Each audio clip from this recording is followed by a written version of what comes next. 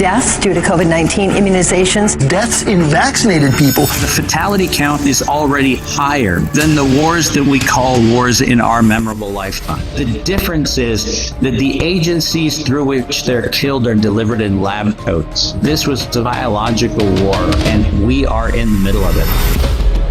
You've talked about these vaccine injured, and you've talked about 2028 and a third of the world affected by the vaccine. That's a huge number. We see so many anecdotal cases out there of these sudden deaths and these blood clots and these sudden cancers. Does the public have any idea what's going on? People say, oh, tens of thousands or millions of people were allegedly saved because they got the vaccine. That's absolute, excuse the French, bullshit. Fear and the weaponization of fear, it's something we touch on in our film. It's something that will happen again throughout human history. Ultimately, the more we can bulletproof ourselves individually, the stronger we can be for whatever is going to be thrown at us in the future. I think one of the roles you've played, certainly I've seen this in your own life, is to be a role model that says we can still stand. When everything else is falling, we can still stand. And yeah, do we get bumped and bruised a lot? Of course we do. But do we allow that to define our existence? Absolutely not, because the character of who we are stands against any of those attacks. I always talk about my time in 2020 as this incredible proof that a small group of people was able to fight trillion-dollar technology companies and, quite frankly, win. Thank you for the film that you did, We Will Not Be Silenced. This is a message people need to hear, and I think the way in which you engage your interviews celebrates the nature of the humility of the quest for truth and information, and I'm always grateful to be part of that.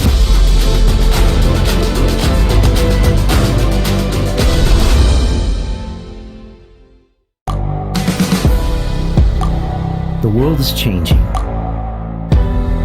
Inspiration is everywhere. It has never been so easy to connect, share, and bring people together. We're learning from others and finding the best in ourselves. Challenging our beliefs. Sharing our vulnerability. Overcoming our fears. Transforming ourselves so we can transform the world. How far can we go? This is London Real. I am Brian Rose. My guest today is... Hi, it's Brian Rose from London Real. You probably know that we've just recently been re-platformed on YouTube after 25 months completely in the dark. The truth is, I really need your help. What I really need you to do is click on that subscribe button right now, like this video, and maybe even leave a comment or share the link with friends. We're really fighting against an algorithm that's tried to keep us quiet for so long, and the more subscribers we have, the more people watch our content, the better guests we can bring you, the better content, and we can continue transforming lives. We've been doing this for 14 years now. I want to do this for another 14 years, but I really need your help.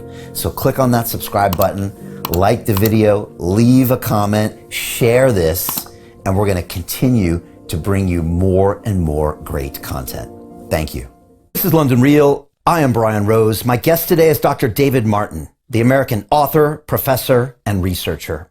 You are the founder and CEO of MCAM, which provides research and advice to over 160 countries regarding finance, patents, and trade. You were the central figure in the documentary film Plandemic 2, where you exposed the elaborate web of deception and lies by governments, corporations, and regulators that caused the COVID-19 pandemic.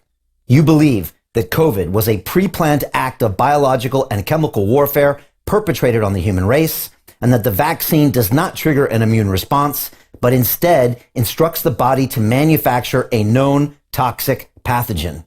You say that we are in the middle of World War III, and that between now and 2028, a third of the global population will become disabled and debilitated as a result of the vaccine rollout. David, welcome back to London Real. Brian, it is always an honor to be here with you. Thank you for having me. My pleasure. We have quite a history, 4 years, I think, and I can't wait to jump in. We do indeed. We do indeed. You were the one that had the courage a pandemic in front of a world audience when the world was shutting everything else down. And for that, we will be forever grateful. Mickey and I are super grateful. Thank you for that. Really appreciate it. I definitely upset quite a few people in the Alphabet network. I still remember getting a call from someone at YouTube in August. I was actually on holiday in Turkey when they opened up the flights for about a week, and they called me up and they kind of read me the riot act and completely demonetized my account, took me out of every partnership program, and said, if you pull something like this ever again, then we're going to deplatform you, which they did, but they waited 3 years. So yeah, later. it was completely worth it, is all I have to say. And so again, really a big shout out to you and Mickey for making that incredible film, Plandemic 2. People really need to go watch it and rewatch it, because this was August 2020, and you laid out everything that would later now be confirmed as pretty much the same truth that comes out of the White House press room. And that's incredible, really. Yeah.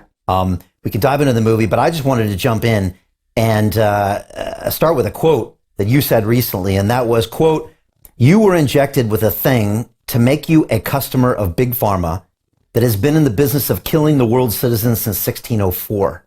You went on to say, remember, a third of the people fell for it, a third of the people were coerced, and a third of the people said no," unquote. David, I wanted to understand what you mean by World War III. Yeah, Brian, this is a great question, because we, as anyone who's paying attention knows, we're living in a world where there has been a universal assault on sovereignty of the individual. Liberty is a concept that we now fantasize about, but none of us have it.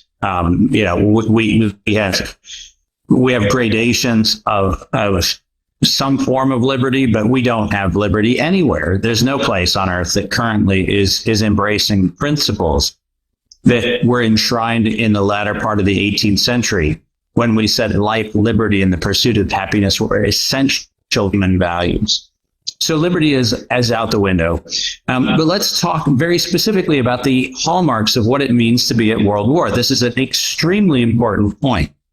If we go back into the Medici era, and a lot of people wouldn't expect me to go there, but there you go, I just went. There was a very famous study done by the Duke of Swiss, and in that study, he looked at how much of a currency had to be undermined in its confidence before a country was functionally no longer sovereign. And this was around the idea of counterfeit as a weapon of warfare. Because it turns out, and by the way, in the United States, for people who pay attention, the reason why the counterfeiting crime in the United States is modulated by the Secret Service in the United States is because counterfeit is seen as an assault on the executive branch of government. It is actually a direct attack on a country. And if you look at what has happened in the last period of time since 2011 going into 2012, I have argued that we have already passed the tipping point that was established in all of the research that was done that said that a currency, once it's destabilized, once more than 3 or 4% of it, of this circulating currency, is counterfeit, at that point in time, we don't have a functioning state. The reason why I point this out is, if we recall, during the COVID alleged pandemic, we saw this uncanny and nearly irrational printing of money. Not money that existed. It was money that just we made up. We just decided print more. But we also stopped reporting, Brian, a couple of the very important reporting mechanisms that we used to do to record the quality of our monetary policy. We stopped reporting the velocity of money. We stopped reporting the actual degree to which circulating currency was actually supporting real business. And what we did was we counterfeited a currency, which is an act of war. We then convinced the rest of the world to counterfeit currencies, by the way, and we created what are called synthetic drawing rights. And these things are funny money. They're like a monopoly exchange that people can get into or not at will. We saw counterparty currency agreements drafted between countries like India and China, Saudi Arabia and China, these bilateral currency agreements and trade agreements. And so if we look at the fundamentals of what does it mean to be at war, let's look at the fundamentals. Number one, we have a lack of sovereign nation state status. Number two, we have a depression or suppression of liberty. And number three, we have the erosion of currency confidence and trade confidence. And we met those standards entirely by the time we hit the beginning of this pandemic. So when we're technically in a world war, not only do I mean that, but we have another problem which is more insidious, and that is across the entirety of the United States and Europe. We are actually currently watching our small businesses, we are watching our farmers, we are watching all sorts of industries being crushed out of existence by commercial restrictive trade practices, dumping practices, and all sorts of other things. In fact, our monetary and our economic policy and strength have been entirely hijacked by what we refer to generally as the Belt Road Initiative. And what this tangibly means is that while we may say that we have aircraft carriers and we have certain numbers of boots on the ground that we can deploy at a military level, the functional case can be made that since 2012, and certainly codified in 2020 with a coup in the United States, and let's call a coup what it is. And the reason I call it a coup is because beginning in September 19th of 2019, the public health infrastructure of the United States intended to and ultimately prevailed in the overthrow of the democratic process of changing power in the United States. Let's be very clear. When you cannot go to the polls, when you cannot elect people, you cannot have gatherings of people to debate policy, you cannot have any of the tools of democracy, and then you run into a vote which has no ability to be verified because it's done in electronic forms, it's done in delayed and early and absentee balloting and all of the things that we did. The reason I say this is a coup is not sympathetic to one party or the other party. I'm simply saying that the democratic transition of power was impossible when you could go to polls. You could not stand in lines unless you were 6 feet apart. You couldn't be informed. You couldn't have public debate. You couldn't have any of the tools of democracy, which means that the transition of power, regardless of its outcome, was the overthrow of the democratic process of the United States. So by every definition, by December 2020, we were in a war. And the part that's most tragic is the fatality count is already higher than the wars that we call wars in our memorable lifetime. More people have been casualties of this war, but the difference is that the agencies through which they're killed are delivered in lab coats and stethoscopes and hospitals. And because we're not paying attention to what the armaments look like, and because we don't look at what the uniforms look like, we're waiting to see tanks in the streets. And we don't see that this was a biological war unleashed on the global population, and we are in the middle of it. This is World War III. Well, now that makes more sense. We're pretty deep in the blockchain industry, and one thing that the Bitcoin helps with is it shows you a parallel universe of a monetary system that isn't tampered with. And so so that community is quite educated, actually, in the flaws of the fiat system and the printing of money. And there's a very famous guy, I'm sure you know him, his name is Michael Saylor, CEO of a company called MicroStrategy. And during the massive printing of money in 2020, he looked around and looked at his public company balance sheet and realized that it wasn't ethical for him to hold cash on that balance sheet anymore, and that he had to convert it into Bitcoin. And so when you talk about this stuff, it makes a lot of sense to us and a lot of our community, because we can see those flaws, although your average American might not see it right away, although I think they're getting better educated. Obviously, when inflation goes up, and it's talked about a little bit more, but I love the fact that you put everything together, because yes, the democratic process was interfered with. I mean, I ran to be mayor of London in 21 here in London, and I literally had the police stop me, and they arrested me for campaigning when we were supposed to be locked down. And I thought campaigning was a communication issue. I was literally walking down the street talking to my phone, social distance from everybody, and they actually gave my whole crew fines and were going to arrest us. So I know. But Brian, let's hit that one, because your free speech campaign, which is absolutely critical, is something that's worth noting.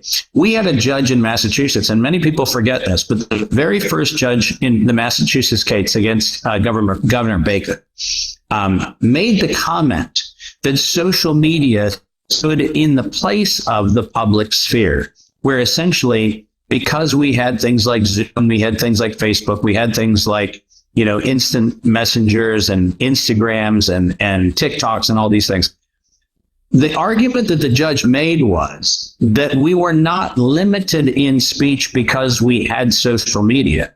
And you and I both know that that was not just a oversight by the judge. That was a willful and negligent statement, because what he did not say was that none of those platforms ensured the ability for any speech to happen unless it was state sanctioned.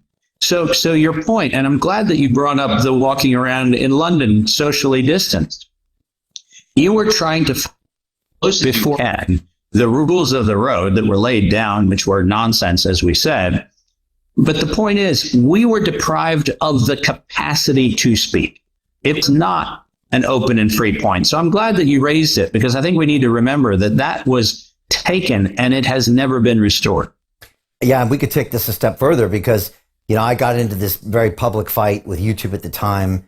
April 6th, we had the second largest YouTube live stream in the world, and that video was then taken down and my content started to be censored. And when I stood up and said, wait a second, what about my constitutional rights? What about, European Union Act 17 that says I can do this? And they said, no, that's a private company. You signed their agreement and you have to abide by their rules.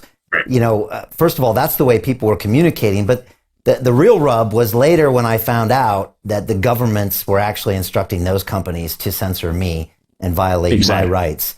And they were using them as a proxy. And, while we're on the subject, we recently premiered our film, We Will Not Be Silenced, that talks about that. And Mike Benz was in the audience to watch it. And it was funny because during the movie, he was kind of laughing to himself. And I thought, wow, I don't know. I didn't know this was a comedy. But later he said, Brian, I knew what was happening behind the scenes that you were feeling at the tip of the spear. And I knew what the governments were trying to tell the YouTubes of the world.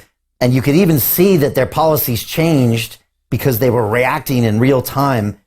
And now it makes more sense to me what happened. Of course, understanding it doesn't make it right. And so, I'm glad you brought that up and the nuance of that. And you could go to so many layers on this, because it's funny, when the channel RT Russia Today used to be up and it was on YouTube, it would have a warning that said this is state-sponsored media. And yet when the BBC puts videos up, it doesn't put that same warning, which is obviously ridiculous. You've talked about these vaccine injured, David, and you've talked about 2028 and a third of the world. That's a huge number.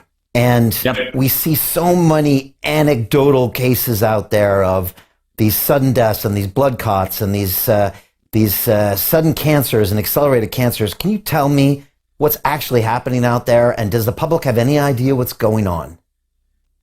Well, I think, like you said it earlier, there's the beginning of the awakening that people are starting to realize that something was grossly misrepresented. I mean, just a couple of days ago, we saw that both at the United Airlines case and then more recently, another individual employee who has prevailed in their suit against their employer for actually mandating without accommodating, in these cases, religious exemptions or health exemptions in some of the cases. But yes, Brian, it's important for us to get really on why I say a third of the population will be disabled or at least in some way incapacitated by 2028. And I need to correct that. I think it's happening faster than 2028. I think I was giving myself a long way than is appropriate.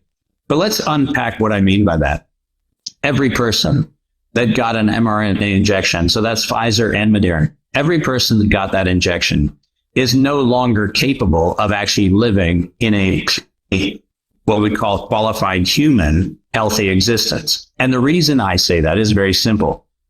For 10 years, from 2000 to 2010, the company Denna was the actual National Science Foundation project called Darwinian Chemical Systems, funded by the National Science Foundation. And that project specifically aimed to find ways to use mRNA to actually transcribe into the DNA of humans and other organisms.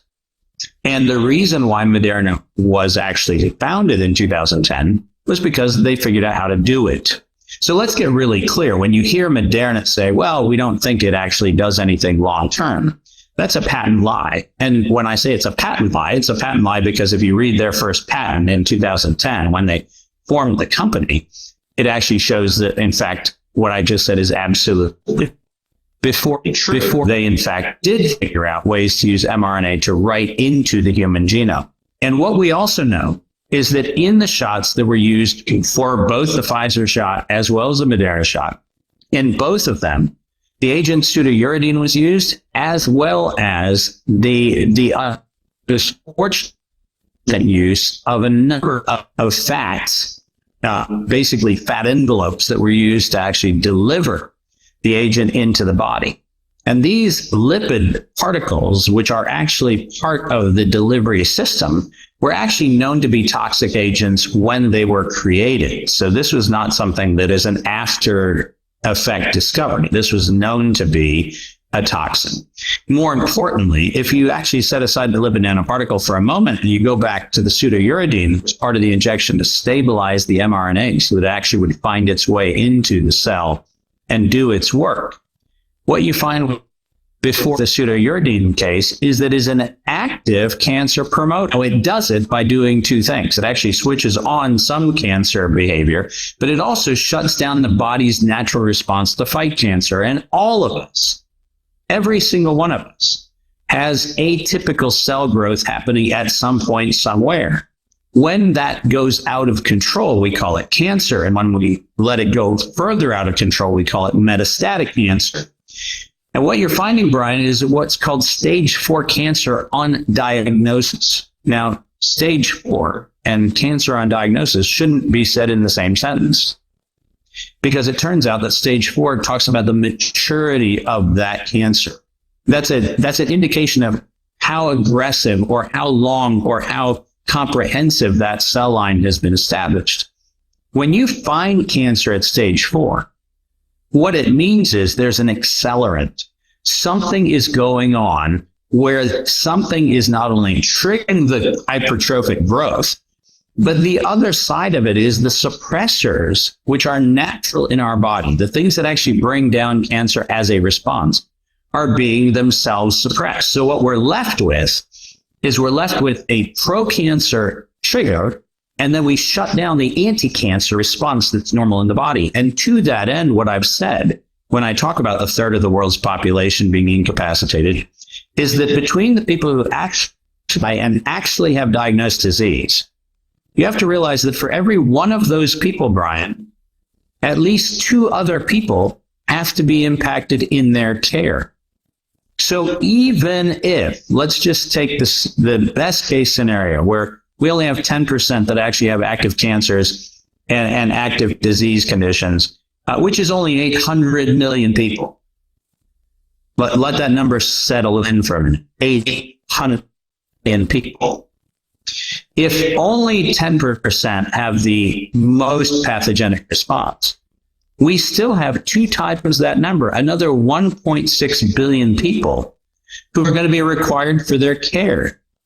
Now, you know, and I know, because we're of the age to know, that when you start dealing with an aging parent or you start dealing with a disabled spouse, the overall productivity you have in your life goes because you stop being productive. As a matter of fact, you become more productive. You have to do your job and take care of somebody. But over a period of time, what we're going to see is the incapacitation of society as an employable and engageable unit. And that means that a third of the population, either directly through their own harm or as the casualty of caretaking, will in before incapacitated by 2020. Wow. That's a massive statement. And that's going to have a massive impact on the economy, on everything. Absolutely. And this is the reason why, once again, I say, when I talk about an act of warfare, remember, the Greeks used to do this. The Romans used to do it. We've done it here in the United States. Remember that warfare comes in a bunch of different forms. And because we still see people going on planes, eating holidays and doing all the things, we actually go, it's not a world war. But that's because we're thinking about the old school black and white newsreel war. We're thinking about trenches and guns, and we're thinking about helmets, and we're thinking about fatigues, and we're thinking about what Hollywood delivers to us as warfare. But what we're not paying attention to, and this is really critical, is the number of people who are not engaging in the economy. Watch what's happening. And by the way, every country that bought the COVID nonsense is having exactly the same response. The number of employable people under the age of 40 is going down. And it's staggering. And you look at it and go, well, hold on a minute. That's a problem. Because for economies to last and for society to last, we need to have the period of time between our late teens and our early 50s. We need that period of time to be filled with constructive and productive engagement. And that is not happening. In fact, the numbers are going the wrong way. So we see all of the indications that we would have seen in any other condition. The same number of people dead and dying, the same number of casualties in terms of morbidity and mortality. We see the same thing as any other war, but because it was done with lab coats, we don't think it's war. You know, one thing I think the public is opening their eyes to are all these very strange, catastrophic health incidents that we don't remember seeing before. These athletes that are, falling down dead during games, these young people that are having these heart attacks. I mean, I'll be honest, David, even when recently, Catherine, the Princess of Wales, she comes down with cancer and she's like 40 something. And it's just, look, I have a scientific background and I try to catch myself from these anecdotes, but my reaction was, since when does this young, vibrant person come down with something like that? I just don't remember that in occurring. And again, anybody else will say, oh, you're coming to conclusions or no evidence, et cetera. But there's a point where so many of these incidents stacking up. Well, we have people like, Ed Dowd and other people that kind of run these numbers and try to track this. But when will we ever know if these things are all mRNA related? Well, what we do know already is that they are shot related. As hard as it was for him to publish it, Peter McCullough's publication a few weeks ago was actually quite good in terms of highlighting the post-injection mortality data, which was unambiguously the case. And what we do know, Brian, regardless of how we do the counting, we don't have to go into the kind of causal anecdote connection you just alluded to, where we have a problem with, do we see more people falling over dead on the field because we were watching more people on the field?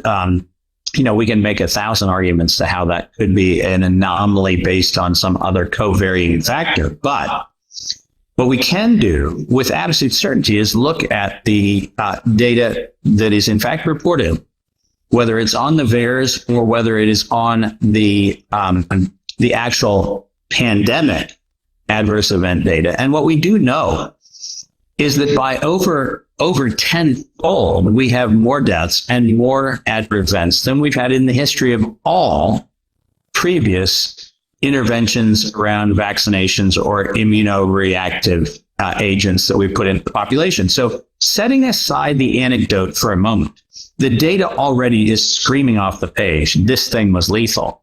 And we knew it was, by the way. We knew it was when they launched the thing. I mean, I was, as you know, in the beginning of 2020, long before there was even conversation about who would be getting these injections and how they would be delivered and whether it would be compulsory or all those things.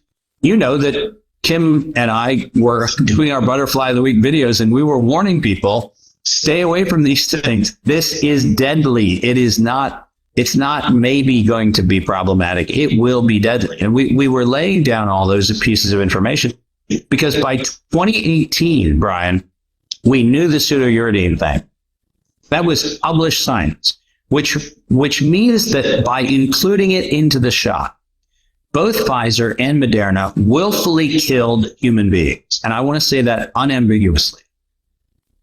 Now, they will argue that it was for a greater good. But here's the problem.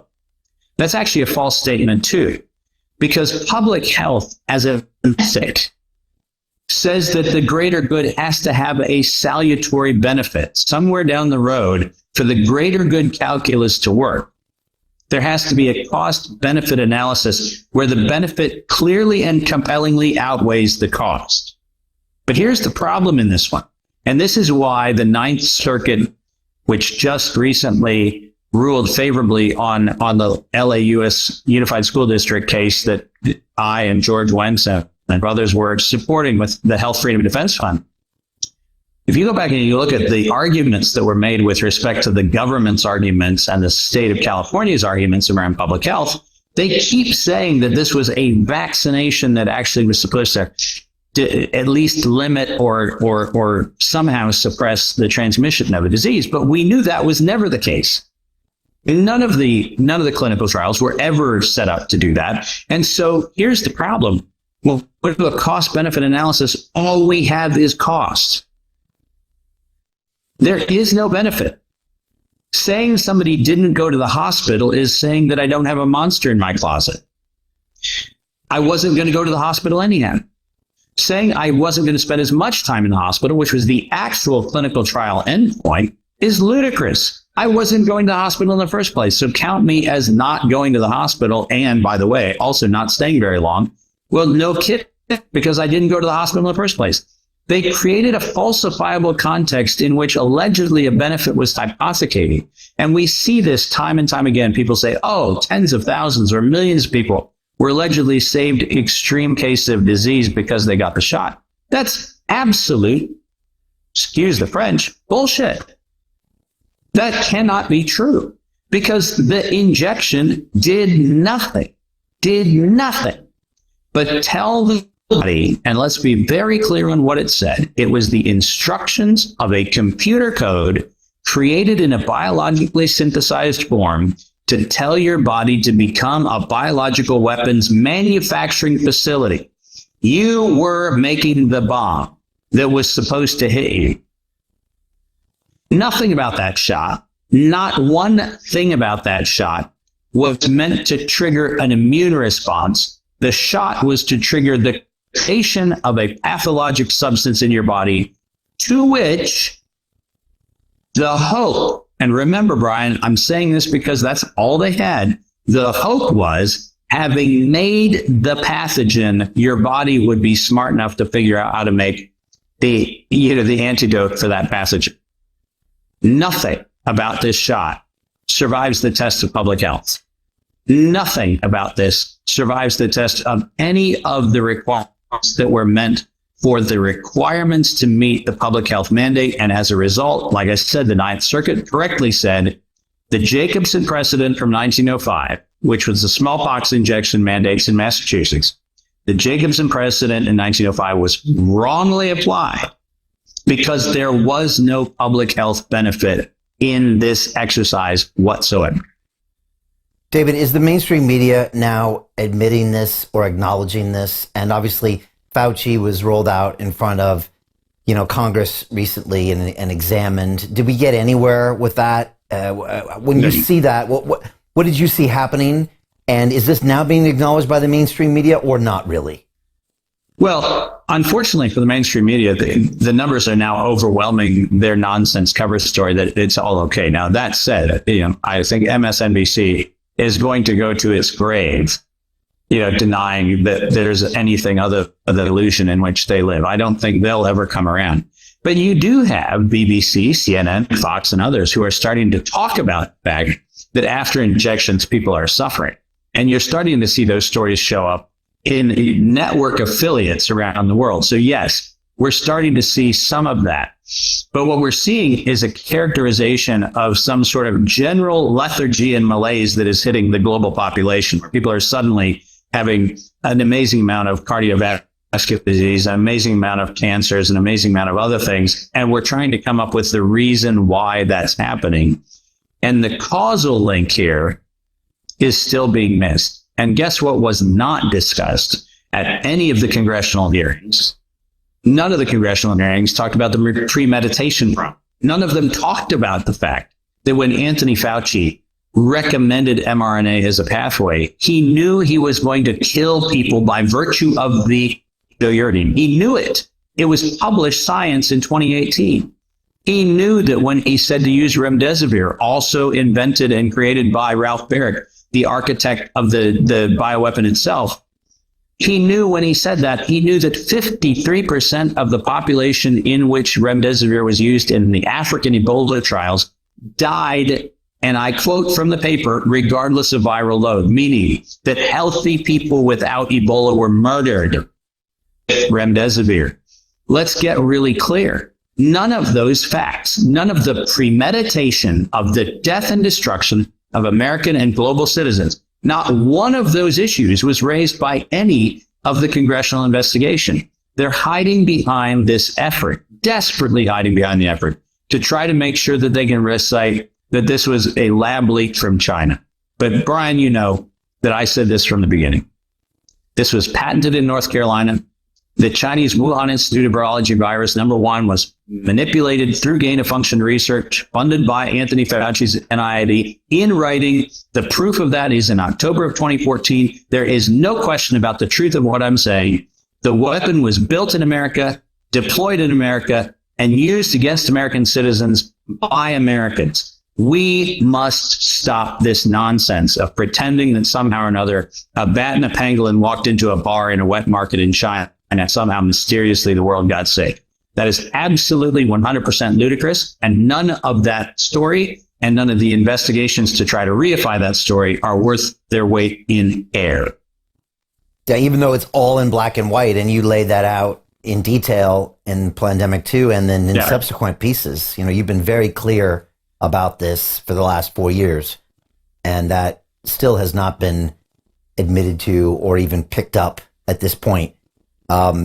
Yeah, like you said, it was either the bat, or maybe you get to the fact that it was Wuhan and then it's some China's fault, but nobody brings it all the way back to the intention of Fauci, which is something you've always said, which again shocked people. Well, and remember, let's get really, really clear for people who like to nitpick. 18 U.S. code makes it illegal for anyone to upload the sequence of a biological or chemical weapon from a foreign country in the United States. That is a violation, felony violation of the 18 U.S. code. So let's be abundantly clear. I'm not making an allegation. I'm making an accusation. This is very, very distinct. When Ralph Baric said he uploaded the sequence from the Chinese government in 2014 and then subjected that to gain-of-function research so that he could weaponize the Wuhan Institute of Virology virus one, his words, not mine, he thanked the Wuhan Institute of Virology for giving them the sequence in the 2016 paper that said it was poised for human emergence. All of these things are published facts. So this whole charade of trying to come up with a story that says there was a oops in Wuhan is covering up felony crimes in the United States. And the reason I keep hammering this point is even if something happened in China, and I'm, by the way, not a sympathizer of China, I am not at all, because I think what they're doing is morally and ethically reprehensible. But let's get really clear. If we pretend like the problem is over there, while we let the felons in the United States continue their practice, then guess what's going to happen next? H5N2, the bird flu, all of these other things are going to be the natural follow-up, and giant shock, which I'm sure surprises nobody, the alleged H5N, the avian influenza, which is supposed to be terrifying the world right now. Yeah, let's talk about this. For sale at the BEI Resources corporate website. and is incorporated into patents as early as 2016. H5N2, the never seen it before pathogen. You could buy commercial from the business that is run by NIAID called BEI Resources. Does that sound like something that's never been seen before? If you can go into a catalog and buy it. Wow. And you're referring to this current bird flu that is potentially the next thing.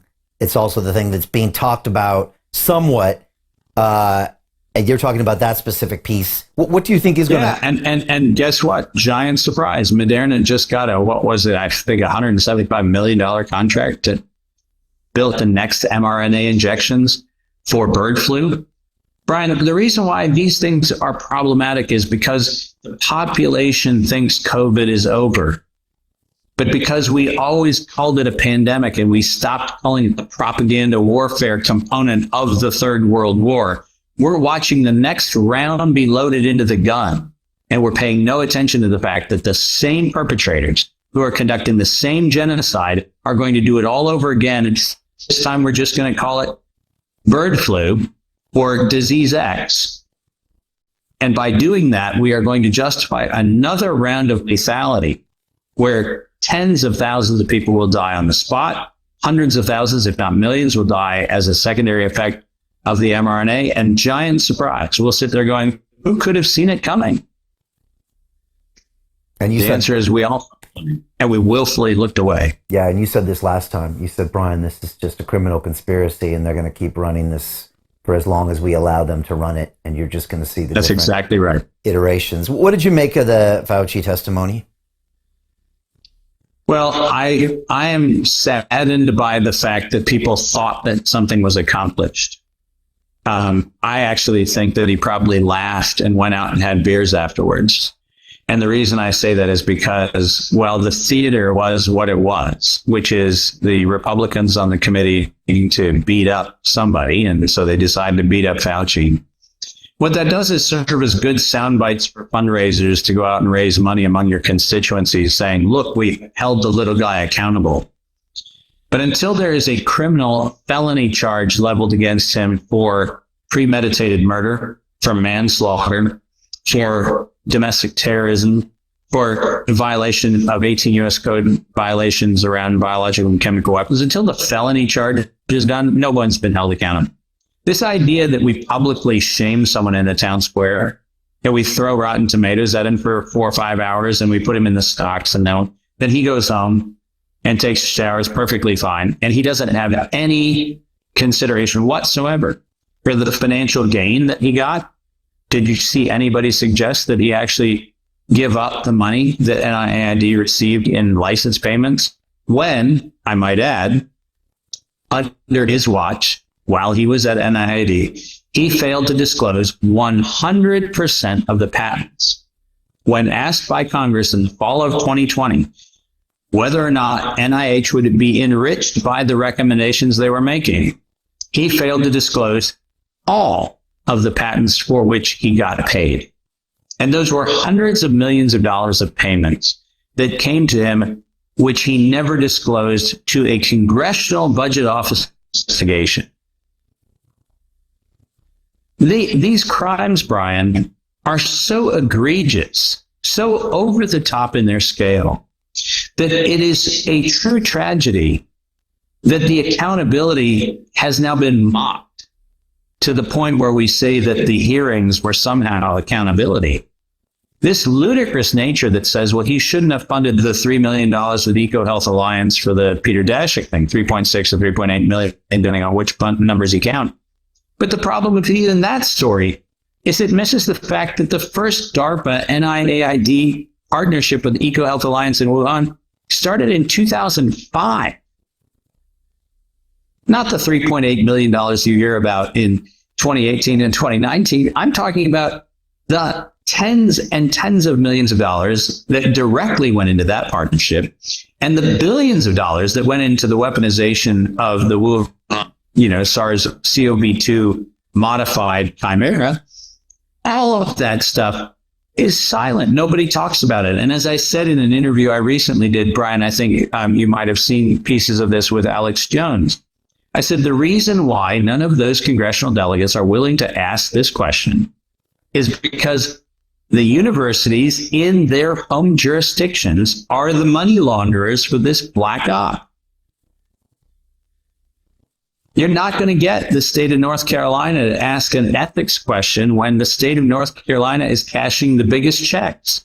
You're not going to get Tennessee to ask the question. You're not going to get to Kentucky to ask the question. You're definitely not going to get Texas to ask the question, or Virginia, or any of the places where the criminals are cashing the checks, because it turns out that they know that they have to keep that quiet.